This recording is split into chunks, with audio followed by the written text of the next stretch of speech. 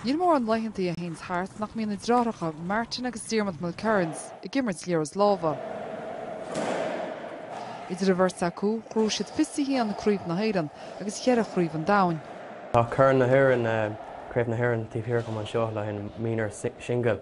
nó thosaí sé níide cearcha hocht agus níor grú achtróir a gáile riomh grú nó maciú bailí líime don céadúir an dar den a riomh chuna úchans nó mo dreithir Martin níor grú burt dreithircha riomh an current so fis go deas am lína.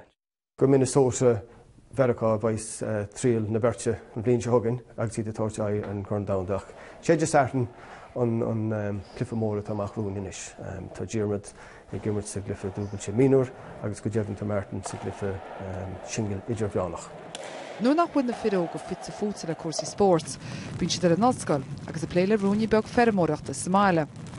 Tá Martin hééis máisteachta snólaíocht talmhaíochta ag chríocht nó UCD. Bei de siige gachúil fólamtaí aige a bhríonn le fermóirí I dúisceart Uganda go lua.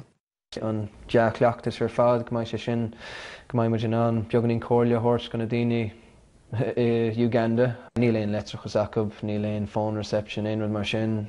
Ní rathra aonrad san áite le míle bliain tá siad fósa ag fás na rudaí céine agus ag úsáid na thuirlisí céine chuna sin íine. Ba mu anúigh nach in í ach sin ní bhaid simíach sé ó seachtaí agus ba sé reistéisteach ó brahhatha bhaid ar siúlaige an. Tá sé gceist ag fearhha Colin, mála mór go líróidí láva ó thuirt leis nún go dtí an Afric chomá.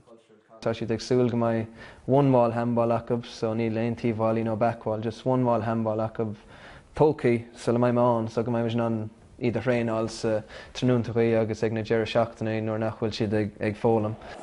Ní bhechas agad beidir go mbeidh champaign ag seachtamach as Uganda fós.